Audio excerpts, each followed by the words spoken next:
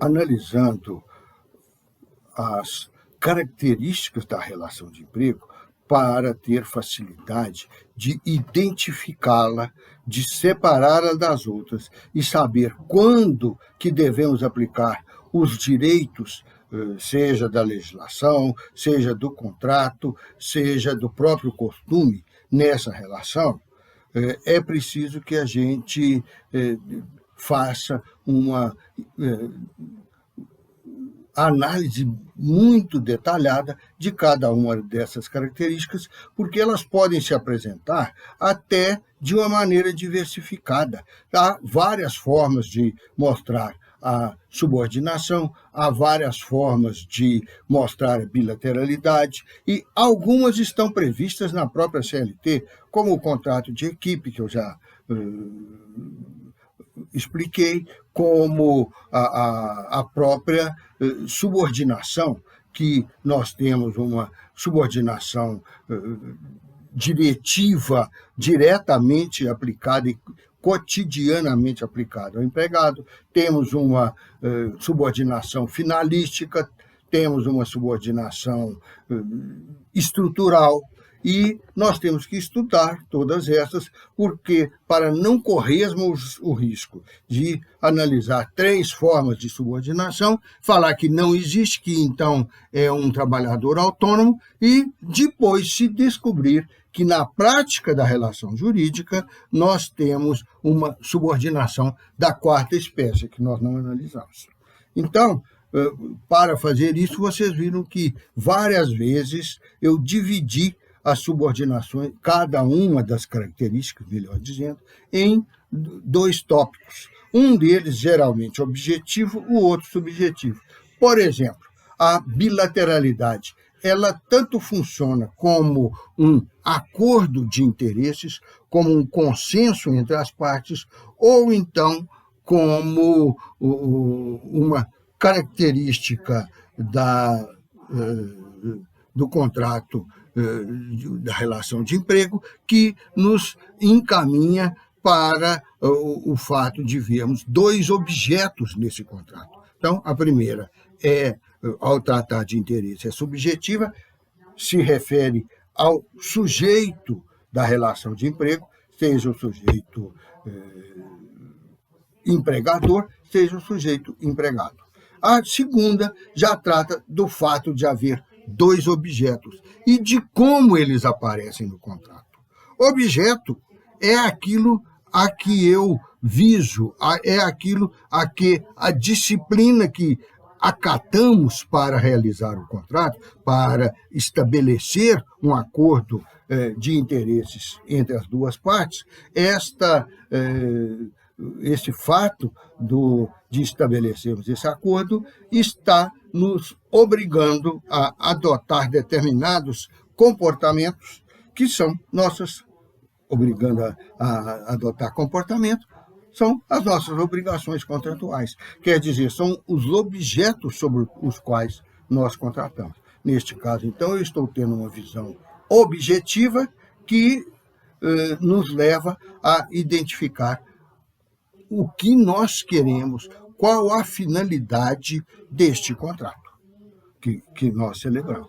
E assim também as outras características. Podemos falar isto aqui da bilateralidade, e que tem 2 sujeitos, que tem 2 objetos, e que tanto os sujeitos quanto o objeto estão contrapostos, isto é, um sujeito está frente a frente com o outro, trocando com ele as habilidades que ele pode ter para aplicar a sua energia ao mundo e gerar um objeto, gerar um produto que interessa ao outro. E vice-versa. O outro também vai ter a mesma forma de ingressar no contrato, de se obrigar por atos contratuais que envolvam as suas habilidades na aplicação da sua energia sobre o mundo para modificar este mundo e oferecer a outro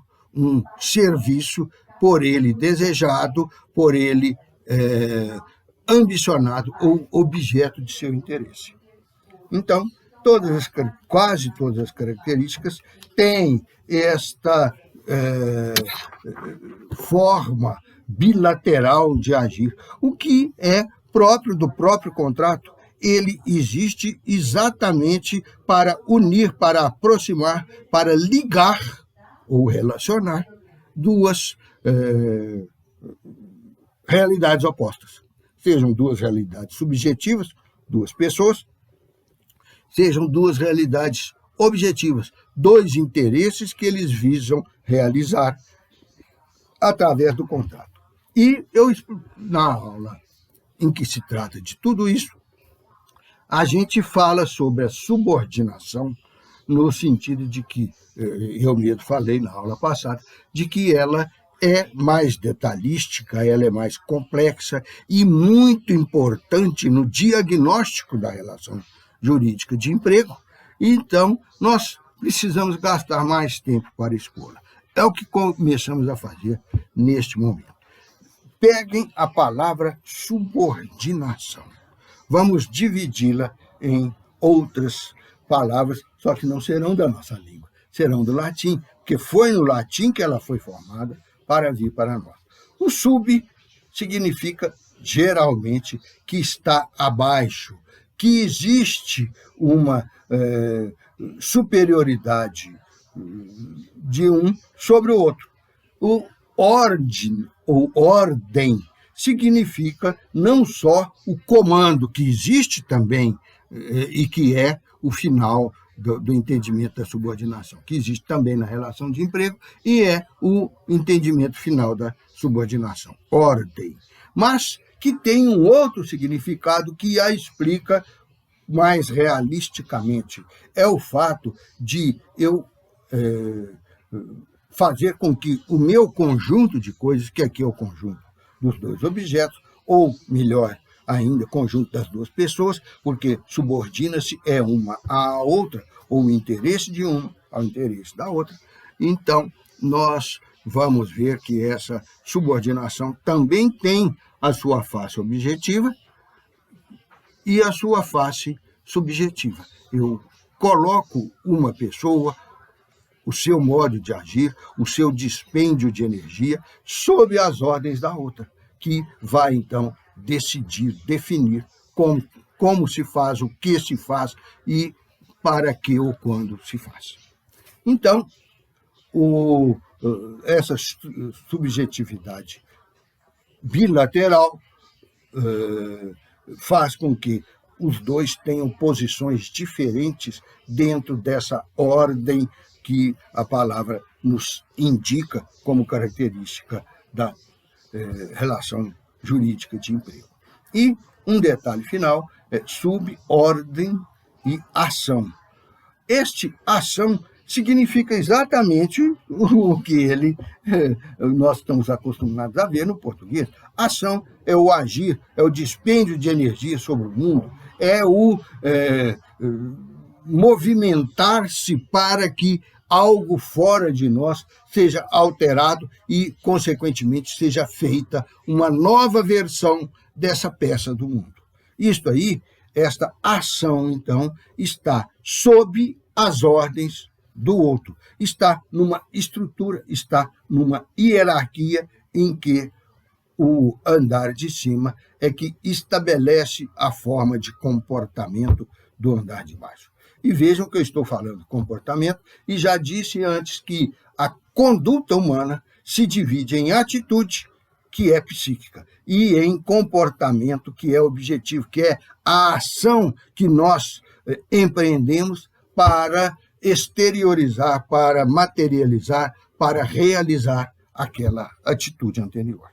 Então, aqui também nós temos que essa atitude anterior, o caminho, o iter que eu vou usar dela até a realização completa do comportamento que vai realizar o interesse do outro, neste caminho eu o traço, eu o realizo sob as ordens do outro.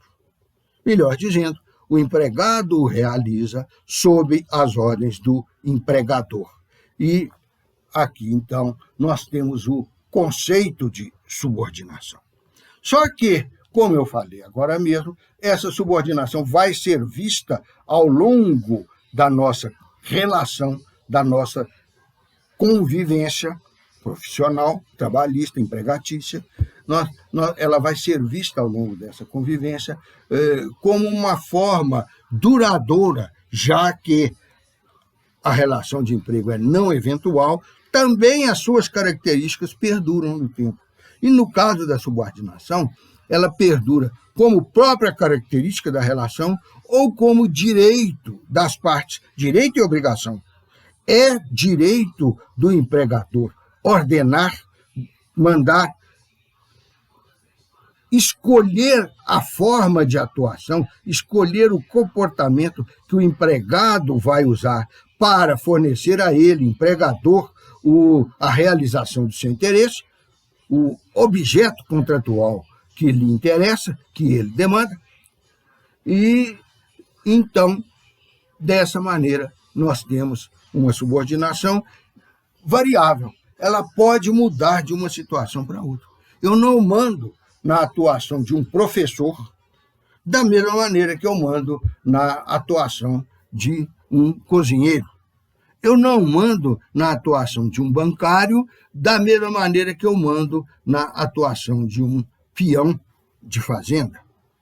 Ou não mando na empregada doméstica da mesma maneira que eu mando num piloto de um Boeing ou de um Airbus. Então, por que eu não mando dessa maneira? Porque a realidade, em cada caso, existe um comportamento determinado. E não é só o comportamento do empregado que vai obedecer. Não. Também o comportamento do empregador muda dependendo da relação de emprego projetada na realidade, dependendo do modo como nós fazemos para que ela se realize, para que ela trace a linha de realização dos objetivos a que visamos com aquele contrato. Então, podemos classificar diversos tipos de subordinação, que eu já mencionei na aula anterior, hora que eu introduzi essa matéria da subordinação.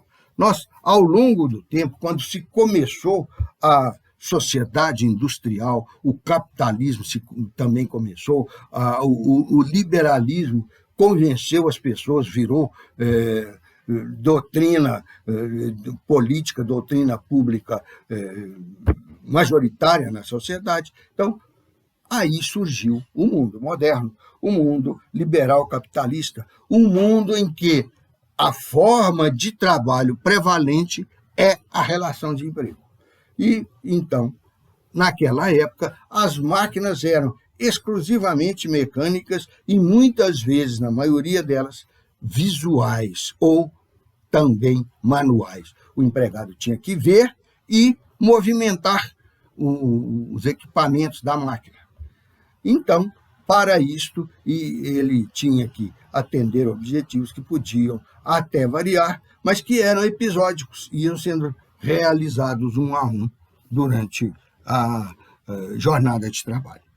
E esses objetos episódicos, essas máquinas também episódicas, também de trabalho descontinuado, porque tinha que operá-la como um todo, habilitando cada uma das suas partes a funcionar no seu momento devido. Então, isso tudo fazia com que o empregado tivesse que estar permanentemente recebendo orientações do empregador. E, devido à própria mentalidade humana da época, que estava vindo de fases mais dominadoras, como o próprio escravismo, nós tínhamos o empregador empenhado em dar ordens para o empregado, quer dizer, em exercer o seu poder subordinante. Aí ele dava ordens diretamente, continuamente e objetivamente vinculadas a cada passo da aplicação da energia, a cada passo da atuação da máquina comandada pelo empregado. A gente chamava essa subordinação de subordinação clássica. E ela era muito voltada para, aqui eu tratei da parte técnica, tratei da parte mecânica dessa relação, mas ela era muito voltada também para a situação que lhe deu um nome, que é subordinação social ou dependência social. Depender, pender de estar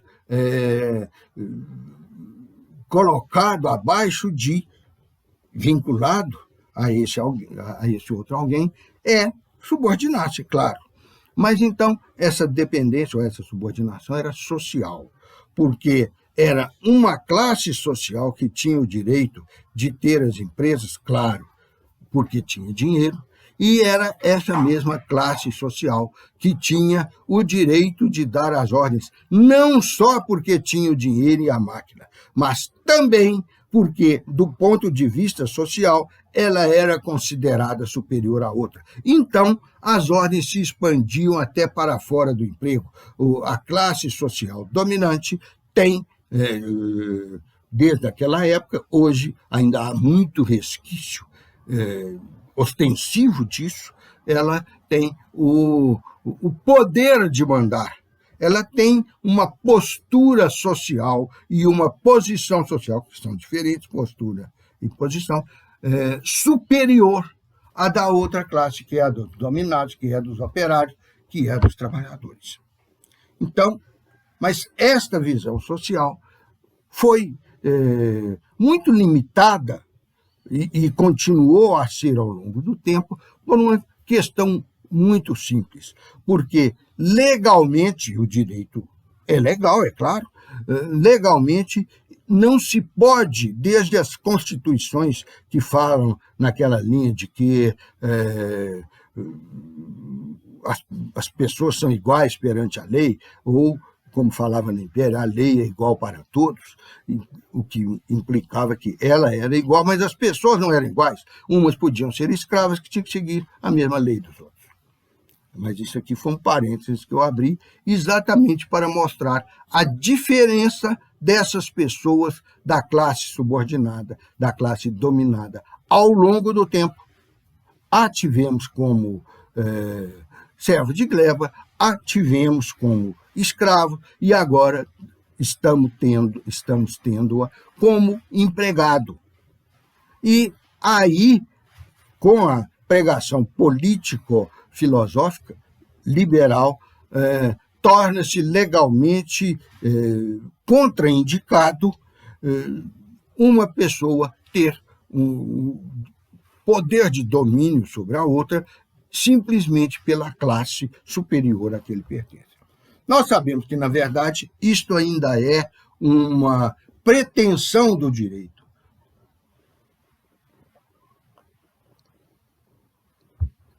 Eu expliquei na aula anterior que esta pretensão do direito, que vem lá de 1800, 1790, Revolução Francesa, política, Revolução Inglesa, industrial e econômica. Então, isto já tem 200 anos, 200 e algum pouco a mais, esses 20 depois do ano 2000, e mais aqueles da década de 1790 a 1800, por aí assim. Então, nós hoje evoluiu o capitalismo, evoluiu a maneira de se tratarem uns aos outros os membros das relações jurídicas, mas aquela diferenciação social discriminatória continua a existir até hoje à margem ou até contra o ordenamento jurídico vigente.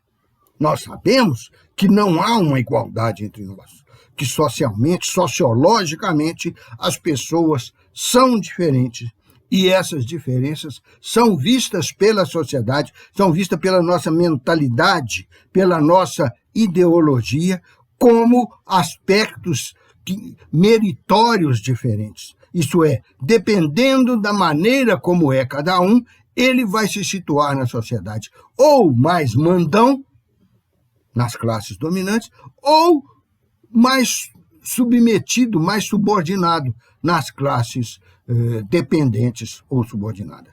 Na verdade, Paulo Freire, no livro dele, Educação do Oprimido,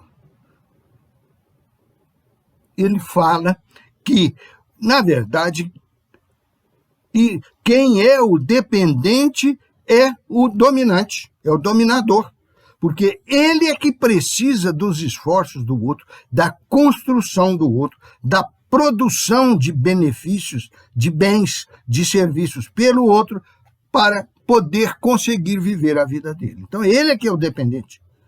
Se parar aquela relação jurídica em determinado momento da vida, o outro continua a viver.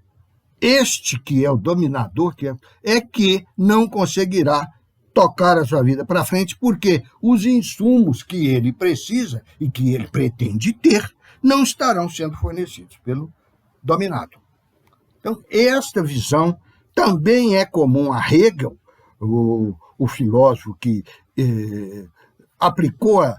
reaplicou a dialética, inovando sobre ela, que ela já tinha sido mencionada e estruturada por Sócrates, lá na Grécia Antiga, mas Hegel a revisitou, modificando-a. Para ele também, a dialética e as relações entre o dominador e o dominado, entre o empregador e o empregado, são no sentido de que o dominador, o empregador, não conseguem ser dominadores e empregadores se não tiver quem se empregue e quem seja dominado.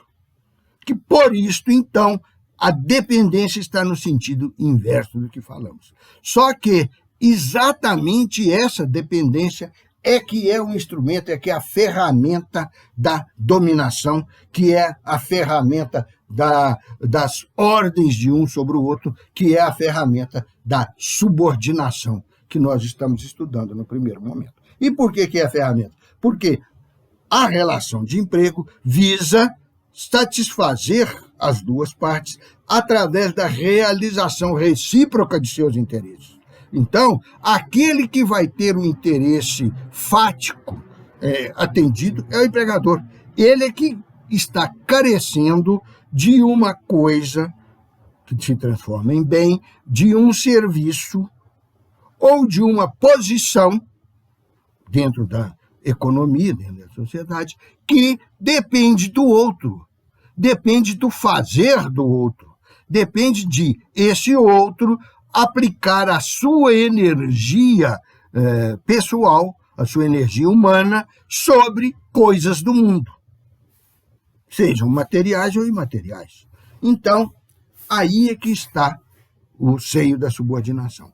Mas, então, para obedecer à nova filosofia política, lá de 1790, 1800, a nova filosofia política, a nova organização, a nova estrutura da sociedade, em que se supõe uma igualdade jurídica entre todos, nós precisaríamos de fazer com que isso tivesse novo nome. Não poderia mais ser, perante o direito, uma desigualdade posicional, uma diferença social entre as pessoas, porque esta discriminação hoje é tida como ilegal e até criminosa.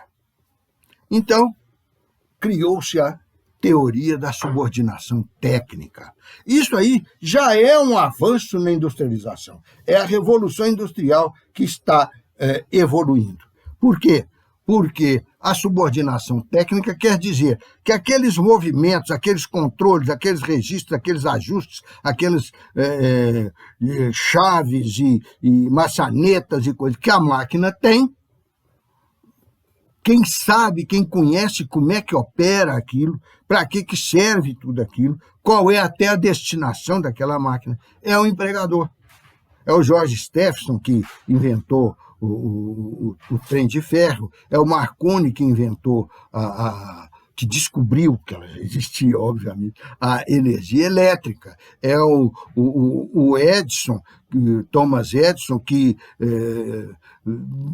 fez a transmissão de energia, dessa energia, que, entre outras coisas, criou a lâmpada para a energia se tornar iluminadora, para ser uma energia luminosa, criou o para-raio, criou um punhado de coisas, todos mais ou menos voltados para a área energética. Então, eles é que conhecem.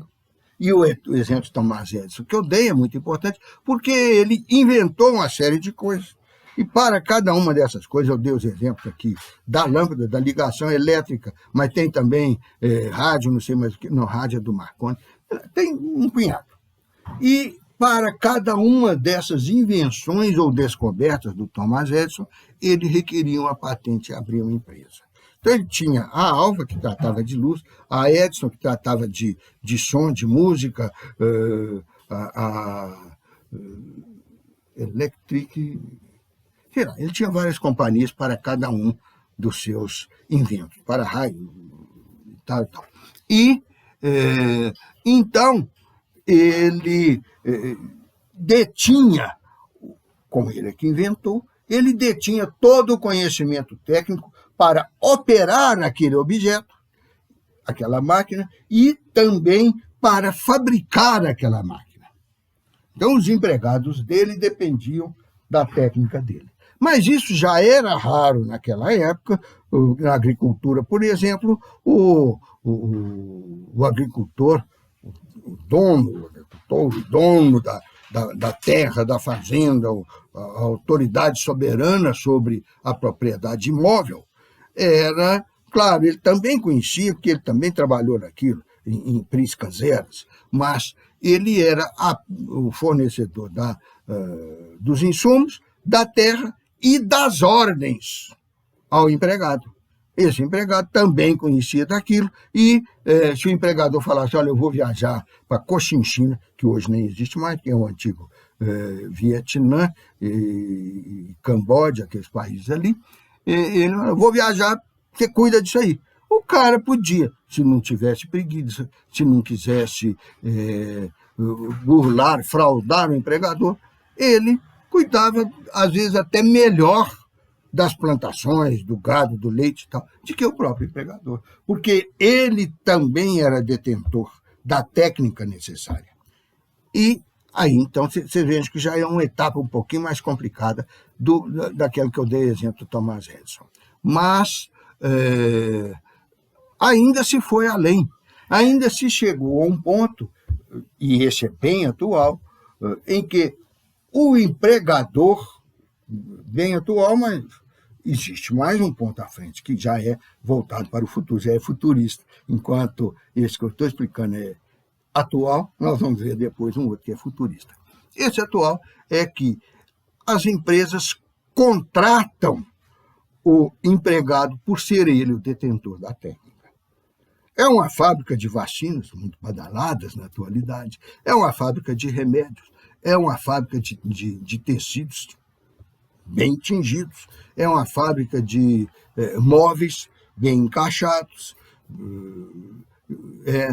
fábrica de qualquer coisa, ou que não seja fábrica. A loja que tem um padrão especial, sui generis, de venda, de atendimento aos clientes, o dentista que tem um ou dois auxiliares ali trabalhando os materiais, enfim, a maioria das profissões, principalmente das profissões exercidas por grandes empresas, e quando eu estou falando no dentista, eu estou falando nele, na empresa odontológica, saiam aí, deem uma voltinha pela rua, vocês vão ver que existem muitas na atualidade. Mas então, esta pessoa que tem o conhecimento é que é o empregado, é que é o trabalhador, e o trabalho dele vale exatamente por causa da técnica que ele conhece, da qual ele é um bom operador. Então, o empregador já passou a contratar o empregado para que ele traga a técnica. Um outro setor em que existe isso muito, o futebol. O presidente do clube, agora os times mineiros aí trocaram de presidentes, quase todos, esses que mais aparecem, e essa troca de presidente não foi feita testando o presidente, vendo se ele sabe futebol ou não, se ele sabe jogar ou não, se ele é bom de bola ou não. Não, foi feita dele como administrador.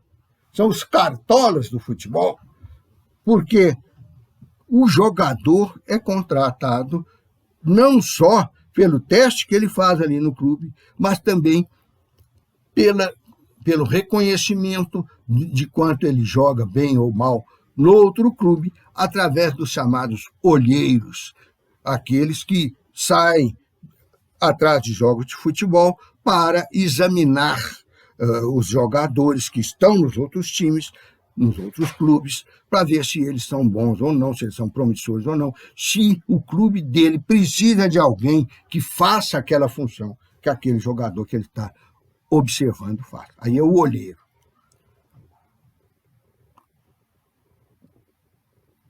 É o arregimentador de jogadores.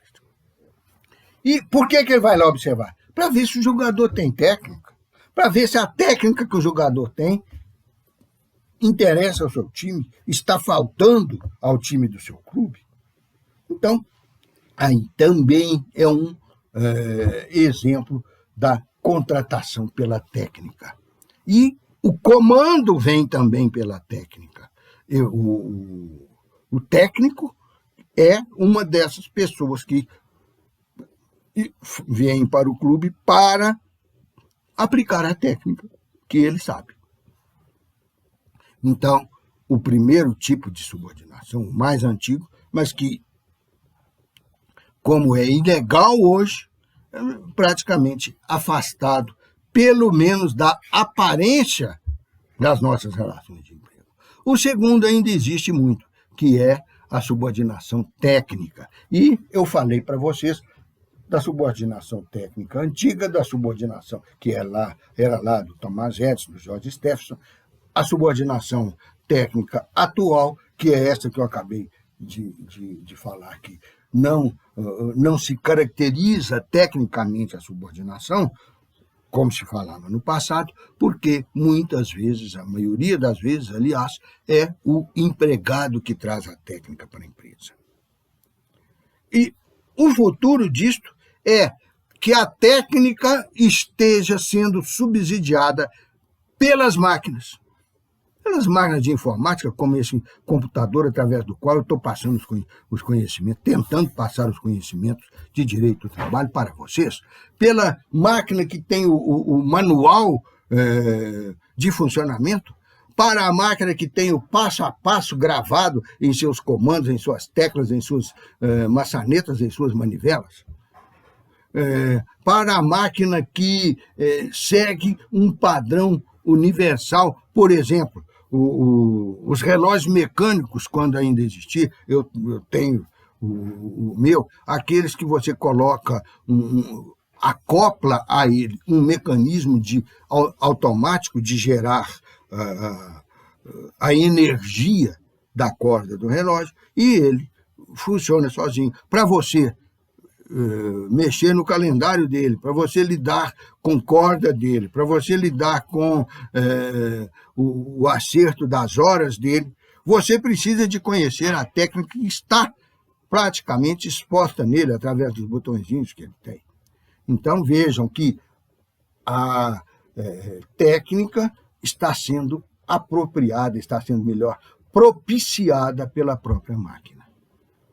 Sem contar que está evoluindo cada vez mais as máquinas autônomas, quanto à técnica que elas devem usar, que elas são autoinformativas, elas informam como que devem ser operadas, e também quanto à própria operação.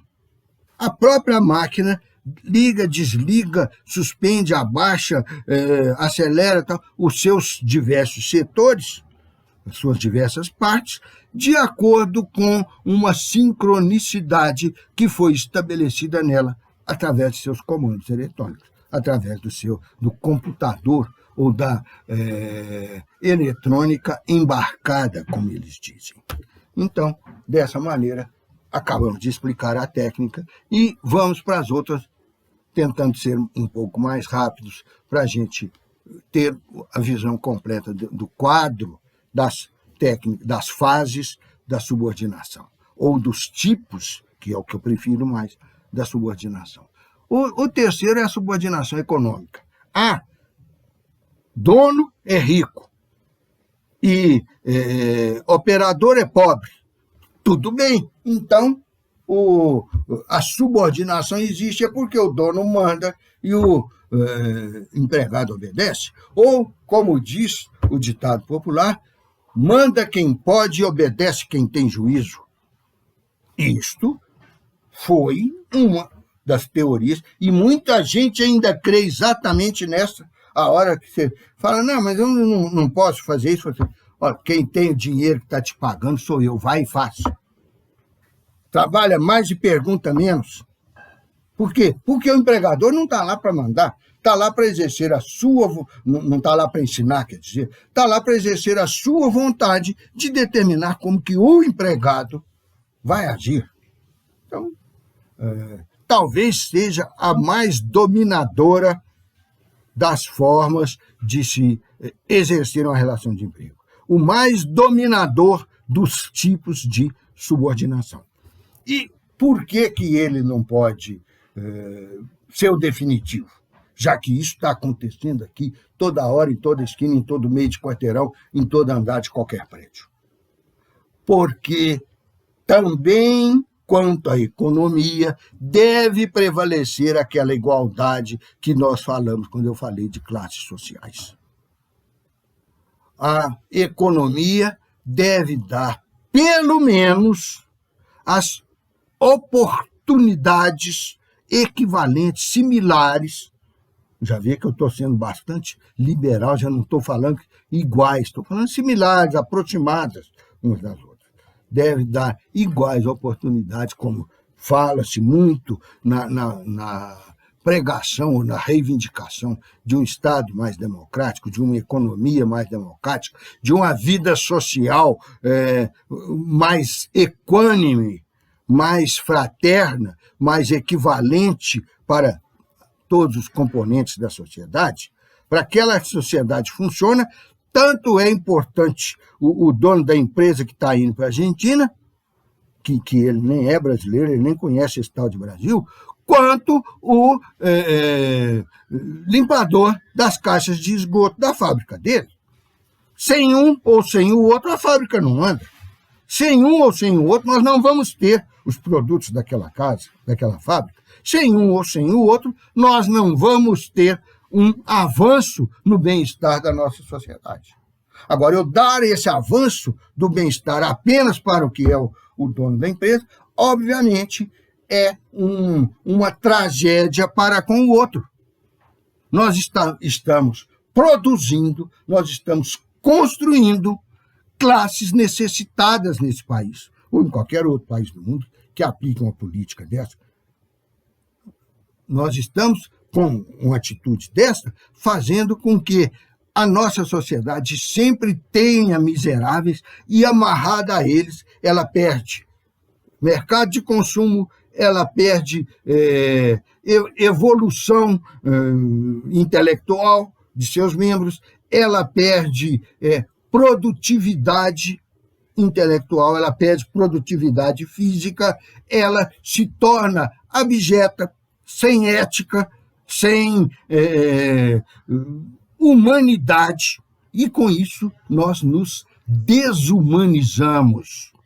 Viramos animais? Não, porque os animais não têm características de humanidade, eles têm outras características que gostaria eu de que a nossa sociedade humana não tivesse. Porque nós somos humanos. Então, que sejamos cada vez mais humanos. E se temos a nossa roda necessitados, miseráveis, que nós produzimos, como os dominadores, como os subordinadores, então, não só a nossa sociedade não evolui, nós mesmos, cada um de nós exploradores, também não evoluímos porque estamos tratando o nosso semelhante como um ser de segunda categoria, de terceira categoria, um ser do esgoto. Aí não funciona, não evolui. Agora, aí é a visão, o tipo econômico da subordinação. Uma teoria que, obviamente, tem que ser espancada e afastada de qualquer maneira, por todas as maneiras possíveis e imagináveis. E, por último, frente a isso, esse quadro caótico, cruel e perverso dessas categorias anteriores de subordinação, do tipo da subordinação social, da subordinação técnica, que é irreal, que não existe mais, porque não determina mais a hierarquia dentro da empresa, e da outra escandalosa, que é a subordinação econômica. Então veio uma última, que, engraçado que tem um pouquinho de cada uma dessas, para tentar ser mais humana, para tentar ser mais sociável. Aí, dessa, saíram as noções de democracia social, de socialismo democrático, de sociedade democrática, de estado do bem-estar. É o tipo de subordinação que consiste na subordinação jurídica. Por quê?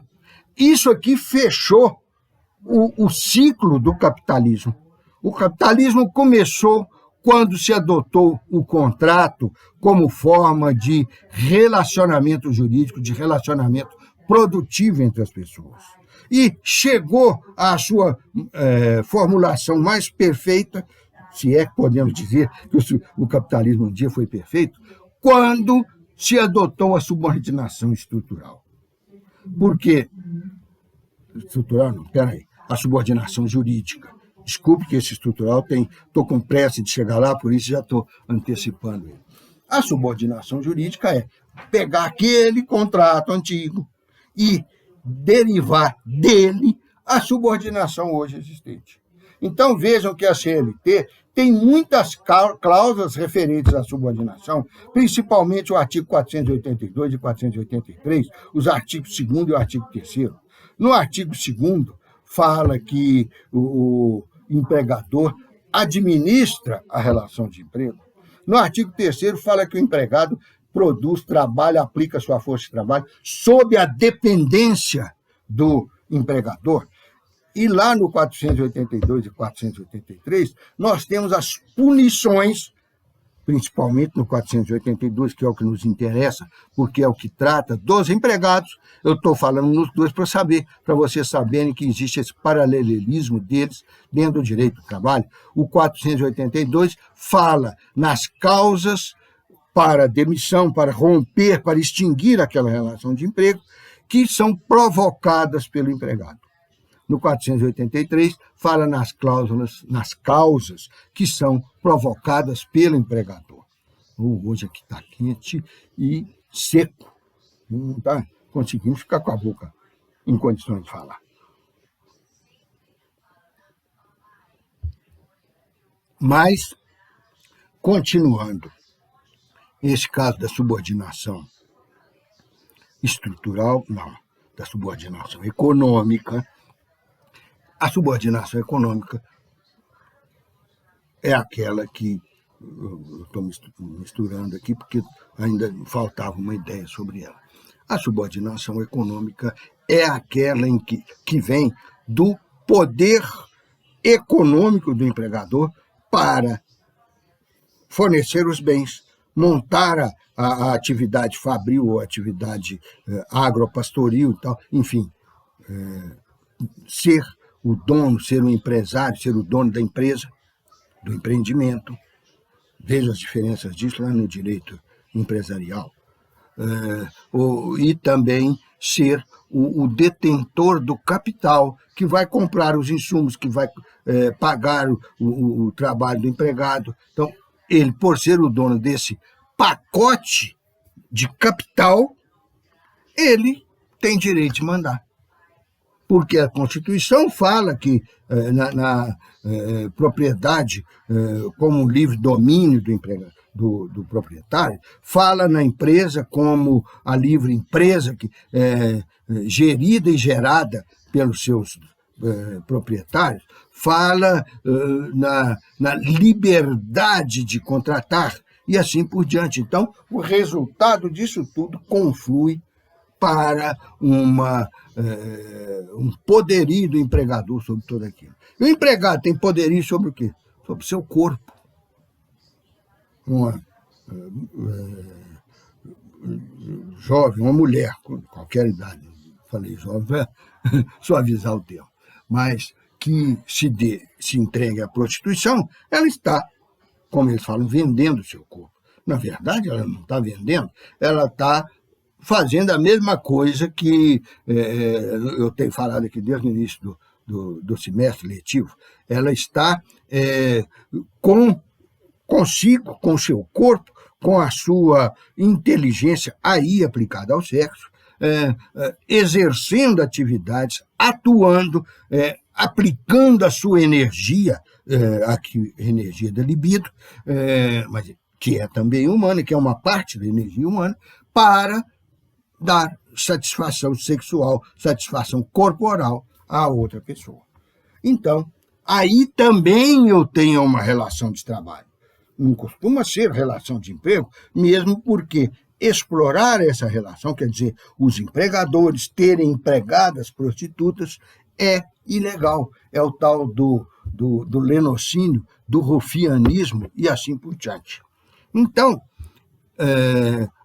como essa, também as outras profissões, o empregado está aplicando a sua força de trabalho sobre os bens ditos do empregador para que eles mudem a sua natureza física ou intelectual e tragam para ele um bem, para ele, empregador, um bem que vai realizar seu interesse.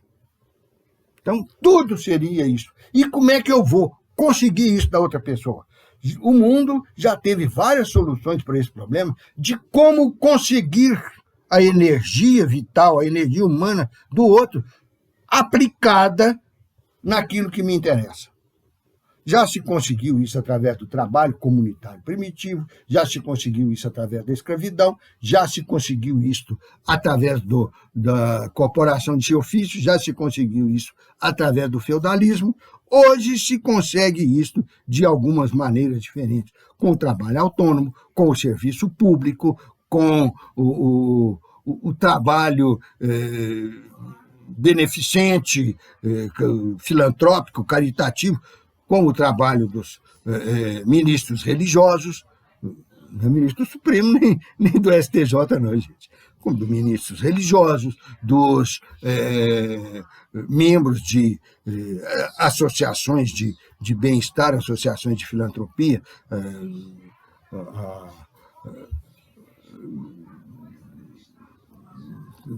casa para atender pessoas necessitadas que sejam cancerosas, a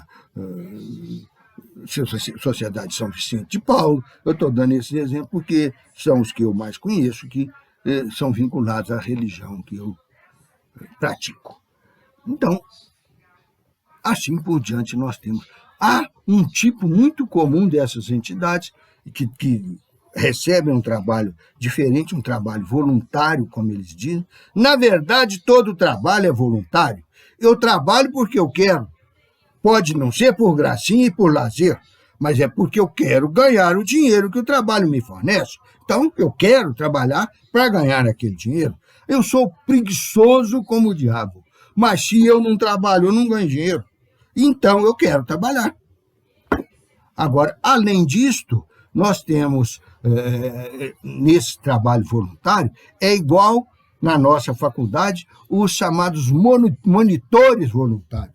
Todos que são monitores querem ser monitores. Os que são remunerados querem mais ainda, porque além das vantagens de aprender o direito como monitores, eles ainda têm a outra vantagem de receber a bolsa da monitoria. Então, é errado usar, nesses casos, quando a pessoa é útil ao outro, sem receber em troca, a gente fala é voluntário, é trabalho voluntário.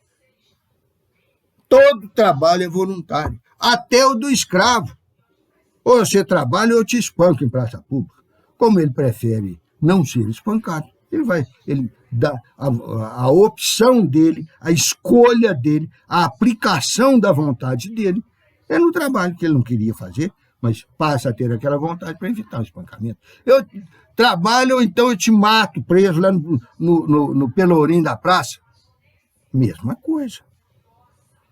Como ele não gosta de morrer, mesmo não tendo experimentado nunca, ele vai optar por trabalhar. Então, todo trabalho é voluntário.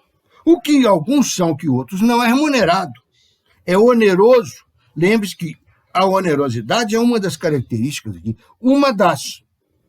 Mas eu falei que eu preciso reunir as características diagnósticas, da qual eu estou falando da última, que é a subordinação, para caracterizar aquela relação. Para que eu possa entrar pelo empregado na justiça, para que eu possa entrar pelo empregador na defesa, para que eu possa aplicar as punições que eu falei do artigo 482, demitindo, ou as outras que também, a que também estão sujeitos os empregados. O que eu acho uma aberração, mas está. Então, todas essas formas foram formas que o homem arranjou para botar o outro aplicando energia sobre os bens para realizar os interesses do primeiro, daquele que operou essa subordinação ali. Então, o que diferença faz é a onerosidade. E não o que eu estava falando antes sobre o fato de trabalhar, de querer trabalhar. Não. Então, este trabalho, vamos abranger todos esses que eu falei, com uma palavra só, esse trabalho gratuito, ou melhor, esse trabalho não oneroso, ele não entra dentro da esfera, dentro do campo de aplicação do direito do trabalho. Vai entrar apenas aquele que tenha todas essas características. E por isto é que tem que ser assinado o contrato de trabalho.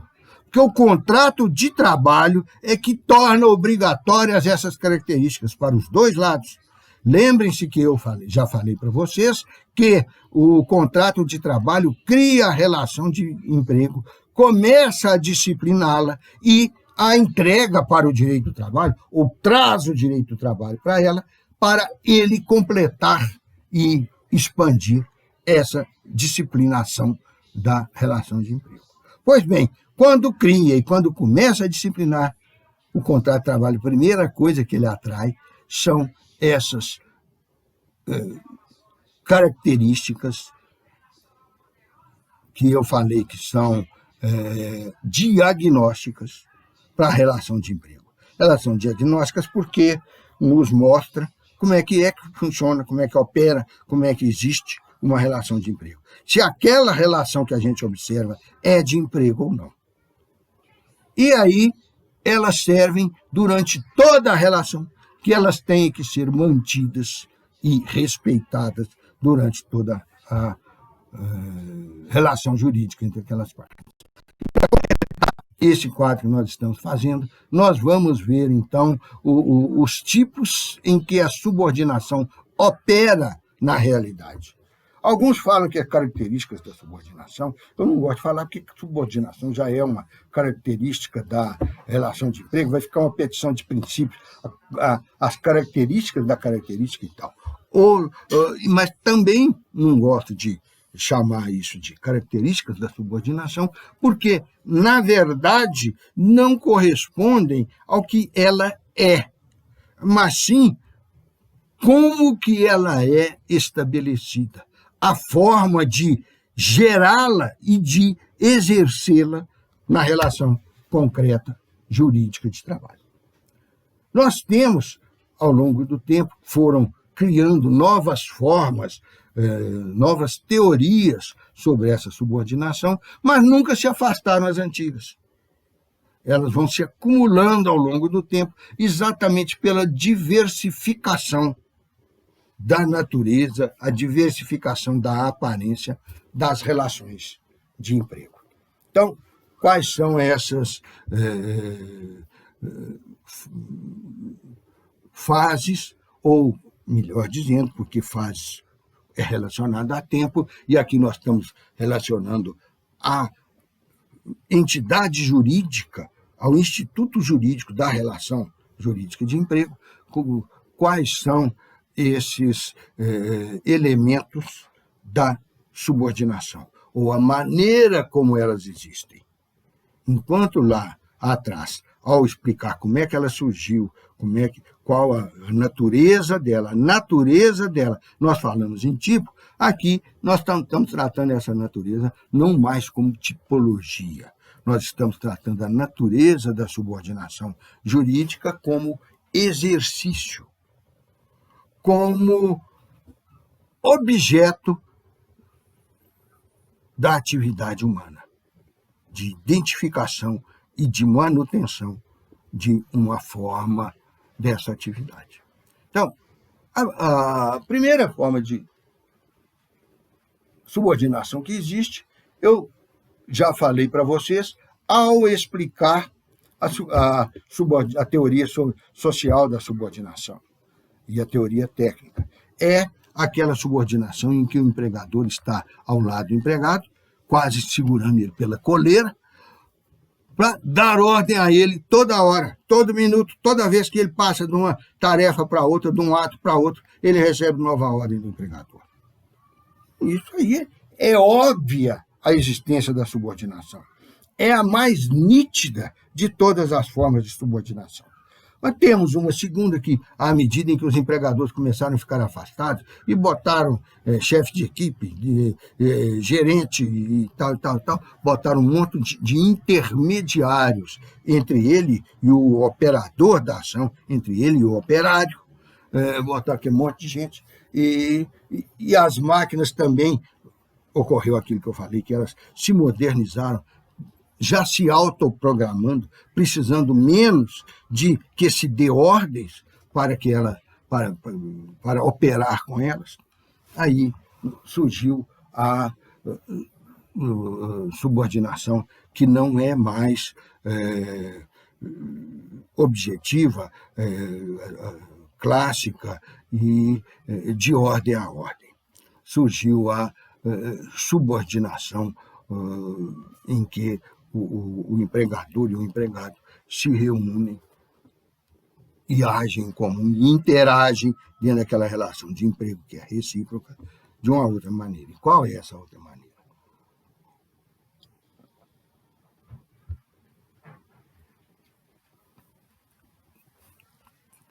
A primeira maneira, que eu já falei, é aquela da subordinação íntima, muito perto, caso a caso e ordem a ordem. É o que a gente pode falar de subordinação clássica. Todo mundo que pensa em mandar em alguém, pensa em emitir ordens para esse alguém obedecer. Por isso é que é a subordinação clássica. Mas essa subordinação clássica não pega esses outros casos que eu falei, em que não é necessário dar ordens a cada momento. Eu entrego para o engenheiro a planta de um prédio, a planta não, o projeto, a planta é depois dele, planta, vira planta, o projeto da construção, e não vou ficar dando ordem. Você está no quarto andar do lado direito, então é para fazer o banheiro. Você está no 7º andar no fundo, então é para fazer a cozinha, a área de serviço. Não. Você entrega o projeto, e ali no projeto está pré-ordenada toda a atuação desse engenheiro que vai comandar a construção do prédio. Já o engenheiro, para o mestre de obra, ele entrega a planta e fala: toca, se tiver dúvida, você me fala. Eu dei assessoria há muito tempo para uma construtora, uma das grandes construtoras que tinha aqui, e o diretor técnico dela era um engenheirão daqueles, bem experiente, bem empreendedor, bem velho de serviço e tal. E um dia lá a gente conversando sobre organização, que eu não tratava, não era só e nem principalmente da área trabalhista. Para isso tinha o Departamento de Recursos Humanos lá. Eu tratava também do trabalho, quando ele vai para a justiça, mas tratava dos contratos internacionais, do direito tributário e de patentes, e marcas de patentes, essas coisas que a empresa precisa, mas que não aparece à luz do dia. E então, a gente conversando sobre qualquer coisa nesses termos, e começamos a falar sobre construção de represas e rodovias, comparando uma com a outra. Aí ele falou, não, porque a represa é mais complicado, mas numa estrada, numa rodovia que a gente vai fazer, não tem que esquentar a cabeça, não. Você pega aquela planta, entrega para um mestrão de obra daqueles velhos, daqueles que já fizeram tudo quanto há na vida, e fala para ele, manda brasa, constrói. E ele vai até selecionar o pessoal que vai trabalhar com ele. E isso me faz lembrar um outro caso dessa mesma construtora, quando eles escolheram um desses mestrão de obra, experiente, mandão e tal, botaram na frente um setor da construção de uma estrada e o mestrão de obra se converteu para uma religião que tinha o dia do Senhor, o dia do repouso religioso, no sábado. Então, os outros setores da estrada estavam andando a todo vapor, e o dele emperrado, e ele bom de serviço, todo mundo sabia que era bom de serviço, o dele emperrado, não ia e tal. Foram ver o que era, e ele não falava coisa com coisa, não explicava, ele não sabia do motivo do atraso. E eles foram observando, então, descobriram que, como ele era de uma religião que tinha o dia dominical, o dia do Senhor, dominical significa do Senhor, né? Do Senhor, Deus, no sábado, então o setor dele não trabalhava no sábado. Mas no domingo era o dia dos empregados. E já há normas legais, jurisprudência, súmulas e tal, falando que é obrigatório dar intervalo no domingo. Então, o setor dele, como os outros todos, parava no domingo. O dele parava 2 dias por semana, enquanto os outros paravam só um. Como são 6 dias úteis na semana, e muitas vezes, nesse caso aí, envolve o domingo também, se os outros paravam um dia, então era 1/6 que ficava parado. No caso dele, ficava 2/6, ou 1/3 da semana ficava parado. Não tinha como render igual aos outros, né? E voltando para agora a nossa terceira forma de comandar, de aplicar a subordinação.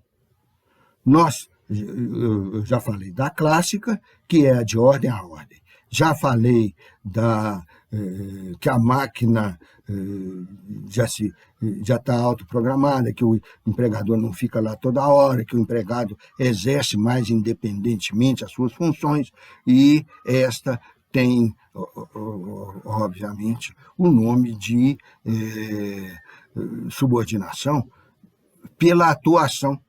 Subordinação à distância, subordinação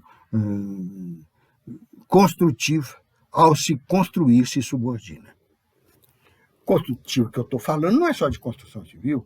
Uma máquina que constrói carrinhos de brinquedo, uma máquina que faz o vácuo dentro da ampola de vidro para fazer uma lâmpada, também estão trabalhando construtivamente.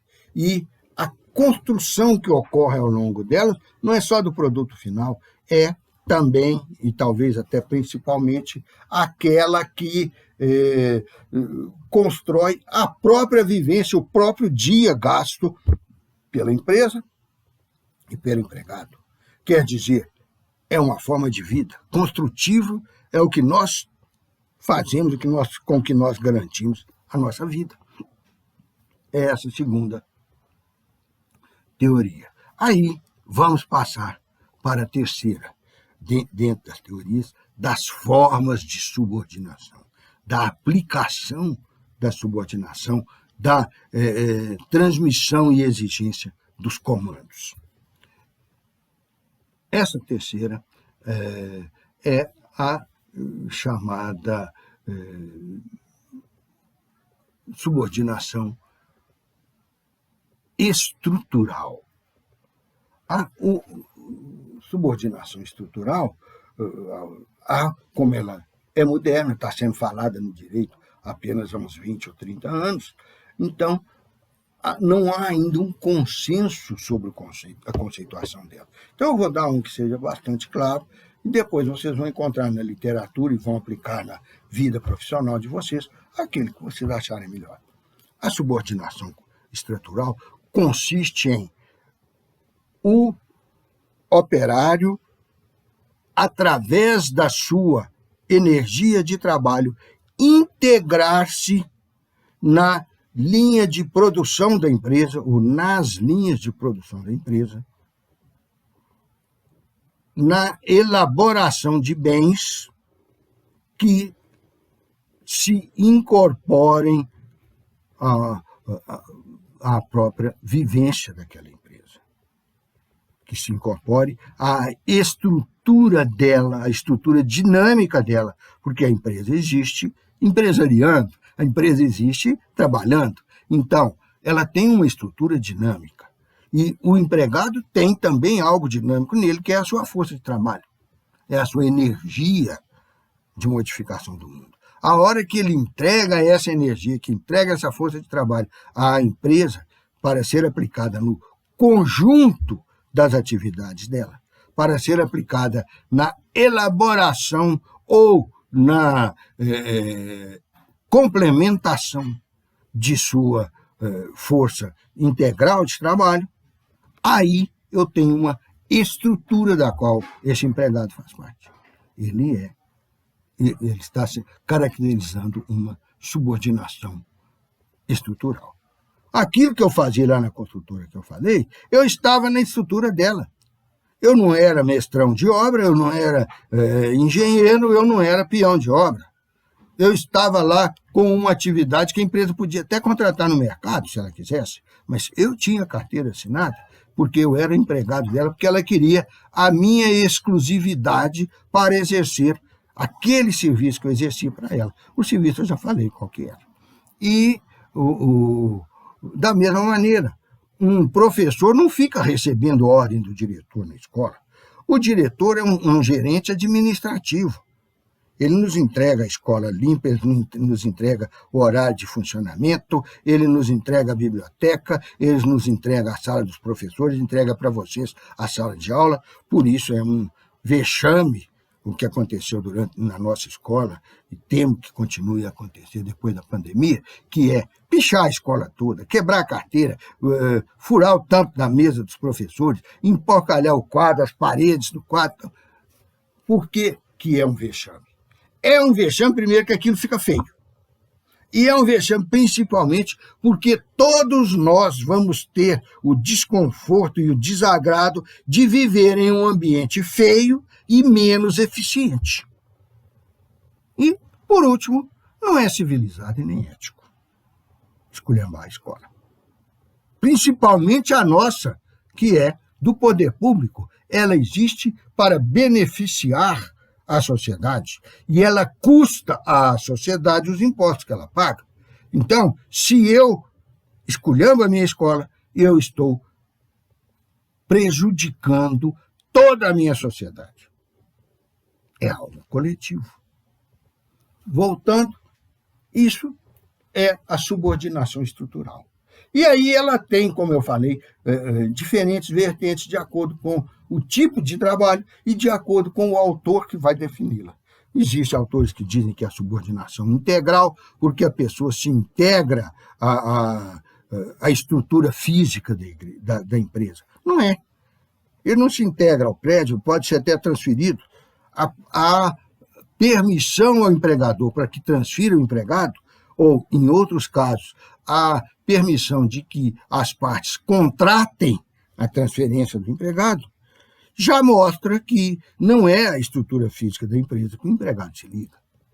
O fato de ele, como eu, no exemplo que eu estou seguindo aqui ao longo da aula, lá na construtora, não trabalho na atividade fim, que a empresa lá não vivia de vender serviço jurídico para os outros, não operava vendendo serviço jurídico para os outros, ela não fazia serviço jurídico destinado ao mercado, ela era construtora, e eu falei 2 tipos de obras que ela fazia, as estradas e as represas, mas fazia também edifícios, bairros, tem bairro e edifício aqui em Belo Horizonte que foi feito por ela, ela fazia estrada de ferro também, e fazia uma série de outros objetos de engenharia.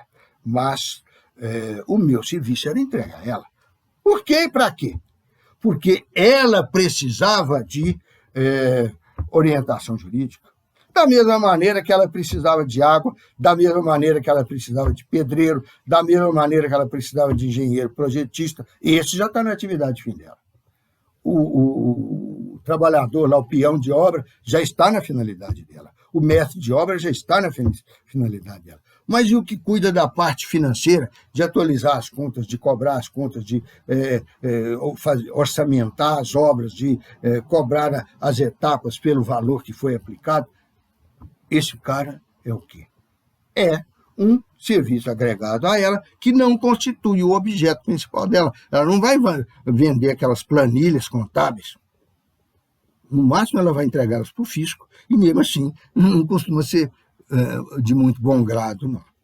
Então, terminamos isso aqui. Esta subordinação estrutural, que é a mais ampla de todas, que resolve os problemas complexos da realidade, ela não é a única a ser aplicada. As outras 3, a clássica, a material e a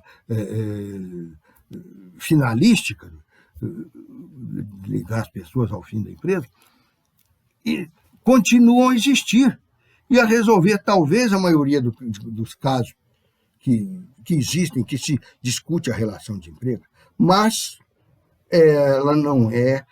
elas não são, podem até ser magistrales, mas elas não são capazes de solucionar problemas conceituais ou fáticos da atuação da empresa mais complexos.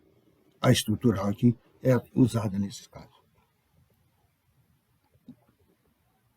E vejam que há entre elas também uma evolução, também um acréscimo, um incremento do grau de modernidade.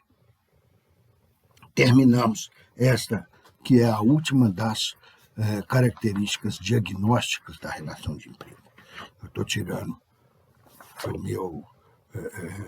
dos meus assentos aqui, das minhas anotações, porque eu preciso passar para vocês a minha opinião, a dos autores e o fundamento que está na lei. E depois eu até pretendo passar alguma coisa graficamente elaborada ou escrita para vocês. Agora nós vamos ver um outro tipo de subordinação, que é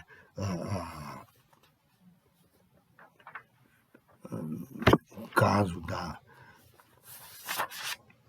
das características que não são mais diagnósticas da relação de emprego.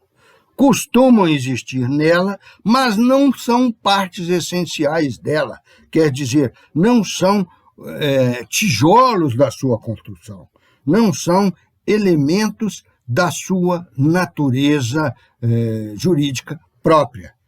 Então, são eventuais, podem existir ou não. Se fosse uma relação de trabalho, eles não seriam empregados dessa empresa, porque da empresa chamada relação jurídica, porque eles são eventuais.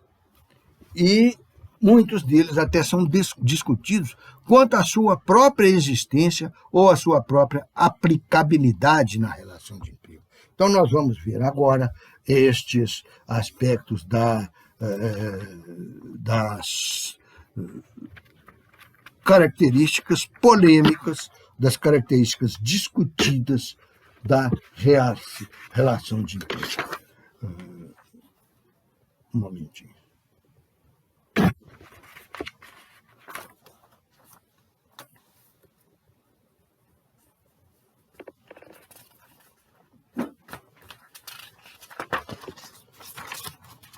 Existem muitas, eu posso até procurar e inventar mais, mas eu vou mencionar principalmente as duas que são mais mencionadas no direito do trabalho. A primeira é a característica do contrato como pacto de adesão. Uma empresa que tem 100 mil empregados, que tem 50 mil, que tem 10 mil empregados, que tem 1.000 empregados, ela não vai ter lá um advogado para elaborar cada um dos 1.000 contratos de seus empregados. E, à medida que vão saindo uns e entrando os outros, reelaborar os novos. Não. Porque o advogado também não é lá um grande idiota, o chefe dos recursos humanos também não. Se a empresa não tiver aquilo, ele cria.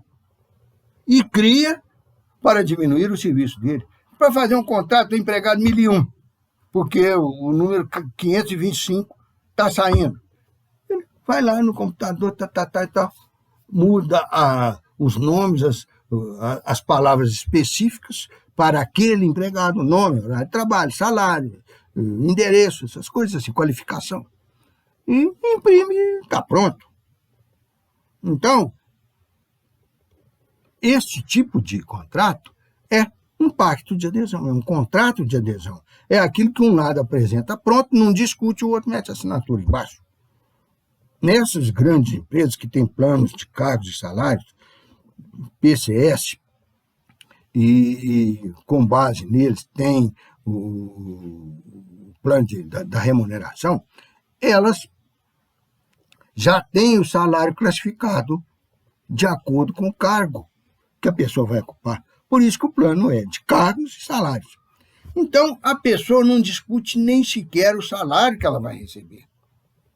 Isso tudo é definido unilateralmente e poderosamente, subordinativamente, pelo empregador ou pelas suas dezenas de representantes, de comandados, de atuadores no campo da empresa. Inclusive os do Departamento de Recursos Humanos, Departamento de Pessoal, seja lá que nome que tenha, ou a própria assessoria jurídica. E eles, então, têm aquele contrato padrão que todo mundo assina sem discutir. Resolveu discutir, mas essa cláusula aqui eu não gostei. Não, então o senhor passa por essa porta aqui, que tem escrito ali em cima, saída, e deixa entrar o próximo que está na fila, que quer emprego também. Pronto. É assim que eles resolvem. E aí o pacto de adesão é impactado, é imposto, sem qualquer negociação, simplesmente com a visão unilateral do empregador, à qual o empregado adere. Por isso que ele tem esse nome de pacto de adesão.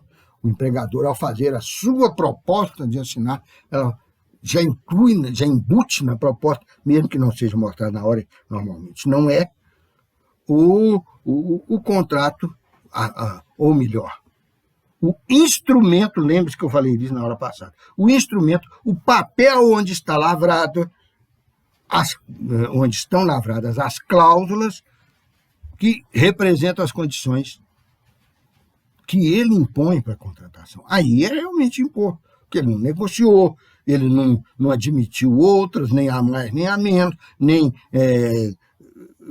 aperfeiçoamento da relação daquela, ele está realmente impondo, dentro da negociação, que é a fase pré-contratual. Chegou no contrato, eles já assinam e começa a funcionar. E isto, lá no Código Civil, fala que, na hora de interpretar aquele contrato, na hora da hermenêutica contratual, deve-se interpretar cada ditame, cada condição que está incluída naquela cláusula, se tiver um instrumento escrito. Cada uma daquelas deve ser interpretada a favor da parte que aderiu ao conteúdo contratual imposto pela outra. No nosso caso, deve ser interpretada a favor do empregado que aderiu ao contrato formulado pelo empregador.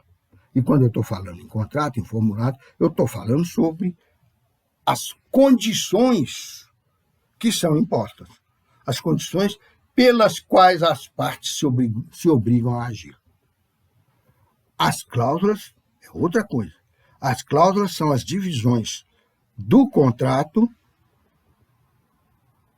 contenedoras das respectivas condições. Cada cláusula, pela boa técnica contratual, que nós vamos examinar ainda quando estivermos estudando o contrato, pela boa técnica contratual, cada cláusula deve conter aproximadamente uma única condição. Mas então, isso aqui eles falam, já que deve interpretar a favor do empregado, então está dando uma proteção para o empregado. E por isto é que nós vamos ver na frente como princípio da relação jurídica de emprego, princípio do direito do trabalho e princípio do contrato trabalhista. Nós estamos vendo aqui as características comuns a todos eles. Depois nós vamos ver os princípios. Nós vamos ver como princípio o princípio da proteção. Aí vem um punhado de autores, parece que eles estudaram um pouco. Por isso, eu insisto com vocês que estudem muito, que falam que o princípio da proteção é por causa do pacto de adesão. Não é, mesmo porque quando eu fui negociar com essa construtora, quando eu fui negociar que eu fui empregado de uma siderúrgica, de uma grande siderúrgica daqui, eu sentei na frente do chefe da jurídica, no caso da siderúrgica, porque no caso da construtora, eu que criei o departamento jurídico, mas na construtora sentei com ele e discutimos e negociamos. Até meu horário de trabalho eu fiz diferente. Porque eu tinha atividade no meu escritório, eu queria estar lá depois do almoço. Então, em vez de fazer um horário de almoço pequeno, eu fiz um horário de almoço bem dilatado, podendo ir trabalhar até mais tarde da noite, ou entrando mais cedo, se eu quisesse. Então, nós negociamos o contrato. Então, eu não era empregado, então eu não era detentor do direito da proteção ao empregado, porque não era pacto de adesão o meu. Eu era detentor do direito da proteção, sim, porque direito da proteção, apesar dos autores ao qual eu fiz uma referência rápida, apesar desses autores ligarem uma coisa com outra, eles estão absolutamente errados. O princípio da proteção, nós vamos ver quando falar nele, está ligado àquelas questões das características da relação jurídica de emprego e, mais ainda, as características dos nossos sistemas político, econômico, ideológicos. Políticos, por quê? Porque são liberais. Econômicos, por quê? Porque são capitalistas. Ideológicos, por quê? Porque eles dominam a circulação, a vida econômica da sociedade. Agora, vamos ver uma coisa. Eu chego lá, ele me mostra o contrato lá, o formulário do pacto de adesão. Eu falo, não, isso aí eu não assino porque eu não concordo com essa cláusula. Eles vão me contratar? Claro que não. A não ser naquele caso em que eu era uma mão de obra muito diferenciada e que eles admitiram sentar e negociar. E teve caso até, teve condição que ia se que o chefe do jurídico falou, não, isso aqui não está na minha alçada. Eu falei, mas eu quero. E ele falou, então deixa eu conversar com o presidente, volta aqui amanhã. Podia ser simplesmente uma maneira de me empurrar, de me pressionar um pouco, para eu ter pressa e desistir do que eu estou falando. Mas era também porque, estatutariamente da empresa, ele não tinha tempo para conceder aquilo. E, consequentemente, foi conversar com o presidente da empresa para ver se podia conceder ou não. Então, neste caso, com a maioria dos empregados que não acontece essa diferenciação que eu estou falando, ocorre o quê? Ah, não gostei. Então, tchau. Ah, não, eu faço. Agora não me interessa mais. Eu não quero um empregado que não goste de coisa da minha empresa. Acabou. É igual terminar namoro quando os dois empurram. Ah, não, mas eu então vou fazer do seu jeito. Não interessa mais. Você já me emburrou, você já me contrariou. Então, este pacto de adesão, vejam que é uma forma da pressão sobre o empregado. Na loja onde vocês compram um produto e fazem um financiamento e assinam um papelório que vocês nem sabem o que estão assinando, mas que tem coisa cabeluda ali dentro, vocês estão assinando um pacto de adesão que não está pressionando vocês para ceder, comprar ou não comprar. Pelo contrário, já comprado, estão procurando puxar de vocês o máximo possível em valor. Quer dizer, em ampliar a contrapartida que você dá na compra e venda de um objeto, que não vai mais aumentar o seu valor. É um procedimento não criminoso, mas pelo menos antiético. E vamos tocar aqui com o nosso caso. O empregado não. Ele já assina calado e embuchado tudo que põe na frente dele. Porque ele quer aquele emprego, não pelo luxo de comprar o troço e botar como coisa ornamental dentro da sala dele, do escritório. Ele não tem escritório. Ele está assinando, cedendo tudo que o empregador quer, exige, e nem sequer falou para ele. Vai falar na hora de realizar a exigência, porque esta coisa que ele quer é uma necessidade subsistencial dele. É um interesse, gera um interesse do qual ele não pode descartar, do qual ele não pode abrir mão. A necessidade vital, a necessidade subsistencial, é aquela dos bens indispensáveis para a vida. Vamos pegar o exemplo da comida ou da residência. Ele não pode abrir mão com aquilo, aquilo se torna, gera um interesse do qual ele não pode descartar. Por quê? Porque é o interesse, aquela casa física, aquele barraco de favela, aquele lugar onde ele abriga a sua família. No caso da comida, é o que garante a subsistência corporal dele, do corpo, a cada dia. Então, ele não pode abrir mão daquilo. Aí ele abre mão de todo o resto, muitas vezes até da sua dignidade pessoal. E aí vem a injustiça incluída dentro do pacote da relação de emprego. Por isto é que nós temos duas consequências. Precisa de uma proteção ao empregado, ele não é capitalista, ele não é dono do que ele faz acionar para gerar valores para ele.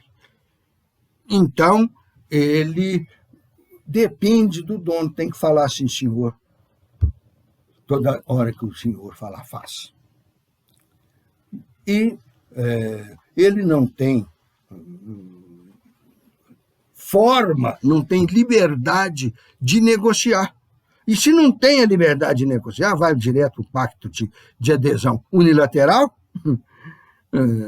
ele vai sofrer as consequências dessa negociação que puxa para um lado só, que pende a balança favoravelmente para o lado do empregador, ele vai sofrer com isso toda a sua vida contratual.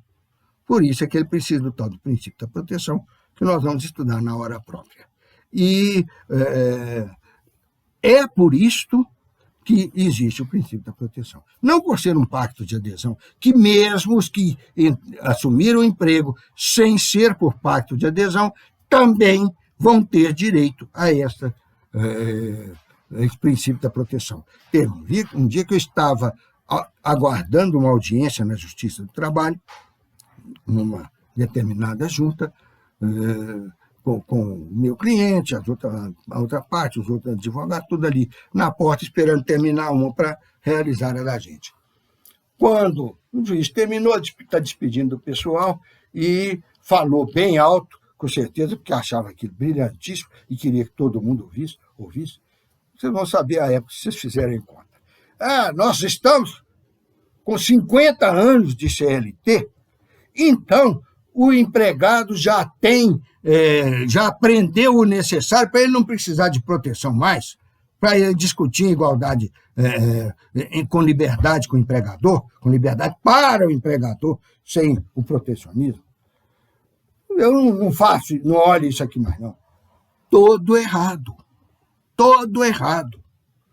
Primeiro, que durante esses 50 anos não foi a mesma pessoa que foi empregada, ninguém é empregado por 50 anos, ou morre, ou aposenta, ou é demitido, ou pede demissão.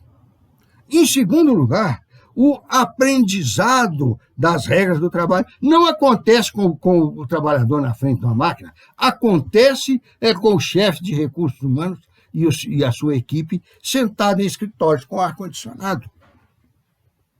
E, em terceiro lugar, nenhum aprendizado, nenhum advogado formado, mestrado, doutorado, pós-doutorado em direito do trabalho, não teria o aprendizado necessário para dispensar essa proteção ao empregado no contrato de trabalho, porque a proteção ela tem um suporte econômico. Eu falei um suporte econômico, porque ela é jurídica, igual eu falei, ela não é econômica. Mas que esse suporte econômico está na diferença de poder econômico, entre o proprietário dos bens, das patentes, dos serviços, das fórmulas, dos terrenos e tal, que faz a empresa, que manda a empresa agir, mas que não vai lá para a máquina operar e sujar a mão de graxa. E, do outro lado, aquele que suja a mão de graxa, opera, corre risco de contaminação, de elementos, gases tóxicos, do desgaste da sua força física, etc., e que ainda não tem poder de deliberar sobre as condições de seu trabalho, que é o que nós acabamos de ver. Então, é isto aí que institui o princípio da proteção, que, então, deve existir enquanto existir direito do trabalho. Com isso, gente, nós estamos terminando a nossa aula de hoje. E agradeço-lhes a presença e já antecipo as boas-vindas para a próxima e futura aula, que nós vamos continuar essa matéria, terminadas agora as características que compõem a parte indispensável, a parte essencial da relação jurídica de trabalho, com o nome de o nome que eu dei, que vocês não vão ver isso no livro, de características essenciais ou características diagnósticas da relação de emprego. Faltou uma para nós falarmos aqui, entre as outras duas que eu escolhi, que são, a gente pode dizer, características acessórias, ou, como o nome que eu dei, características controversas, porque alguns autores aceitam, outros não. A controvérsia do pacto de adesão eu já examinei aí. A outra característica que falta a gente olhar é a chamada alteridade, que também tem duas vertentes. Na próxima aula eu falo dela. Tudo de bom para vocês.